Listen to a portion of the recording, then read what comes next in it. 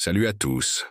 Aujourd'hui, je vais vous raconter l'histoire fascinante d'un philosophe visionnaire qui avait tout compris sur notre société moderne, mais dont les avertissements sont restés lettres mortes pendant trop longtemps. Imaginez-vous dans les années 60, une époque où le progrès technique semblait illimité et où personne ne se souciait vraiment des conséquences de notre mode de vie sur l'environnement. C'est dans ce contexte qu'Ivan Illich, un penseur austro-croate, a commencé à tirer la sonnette d'alarme. Ce qui rend Illich particulièrement intéressant, c'est sa capacité à voir au-delà des apparences. Alors que tout le monde célébrait la société industrielle, lui pointait déjà du doigt ses contradictions fondamentales. Il ne s'agissait pas d'un simple pessimiste, mais d'un observateur lucide qui avait compris quelque chose d'essentiel. Sa théorie principale ? Les outils que nous créons pour nous simplifier la vie finissent par nous dominer. Prenez l'exemple de la voiture. Censée nous donner plus de liberté, elle nous a rendus dépendants, a transformé nos villes et nous fait perdre un temps fou dans les embouteillages. C'est ce qu'Illich appelait la contre-productivité. Mais ce n'est pas tout. Il a également prédit l'effet déshumanisant de la médecine moderne, l'échec du système éducatif standardisé et la perte de nos savoir-faire traditionnels. Pour lui, nous sommes devenus des consommateurs passifs de services, plutôt que des acteurs de nos propres vies. Ce qui est vraiment remarquable, c'est à quel point ces prédictions se sont avérées justes. Regardez autour de vous. Nous sommes plus connectés que jamais, mais aussi plus seuls. Nous avons accès à plus d'informations que jamais, mais nous semblons moins capables de penser par nous-mêmes. Nous avons plus de confort matériel, mais sommes-nous vraiment plus heureux?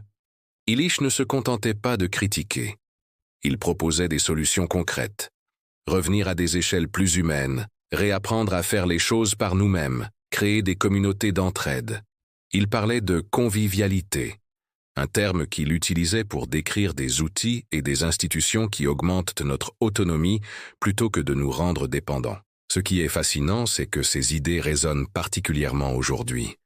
Face aux défis climatiques, à la crise du sens au travail, au burn-out généralisé, ces analyses semblent plus pertinentes que jamais. Les mouvements pour la décroissance, le retour au local, la slow life, tout cela fait écho à ce qu'il disait il y a plus de 50 ans. Mais attention, Illich n'était pas un technophobe.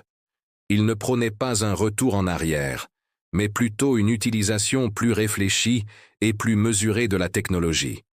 Il nous invitait à nous poser la question. À partir de quel moment un outil censé nous aider devient-il un obstacle à notre épanouissement? L'histoire d'Illich nous apprend aussi l'importance de l'esprit critique. Dans un monde où l'on nous vend constamment du progrès et de l'innovation, il est crucial de savoir prendre du recul et de questionner ce qui nous est présenté comme des évidences. Ses réflexions sur l'éducation sont particulièrement éclairantes. Il critiquait un système qui confond l'apprentissage avec la scolarisation, et qui crée une dépendance au diplôme plutôt que de véritables compétences. N'est-ce pas exactement ce que nous constatons aujourd'hui? La force d'Illich réside dans sa capacité à nous faire voir l'invisible, à nous montrer les paradoxes de notre société.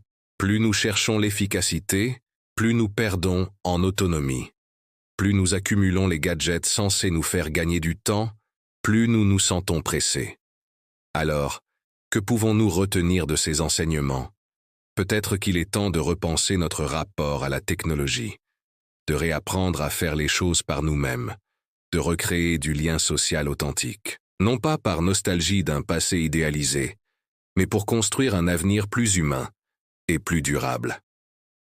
L'histoire d'Ivan Illich nous rappelle que le vrai progrès n'est pas nécessairement là où on l'attend. Il nous invite à imaginer d'autres façons de vivre, plus respectueuses de nous-mêmes et de notre environnement. Si cette vidéo vous a fait réfléchir, n'hésitez pas à la partager et à vous abonner pour plus de contenu qui questionne notre monde moderne. Laissez-moi vos impressions en commentaire. Pensez-vous qu'Illich avait raison? Comment voyez-vous l'évolution de notre société? À très bientôt pour de nouvelles réflexions.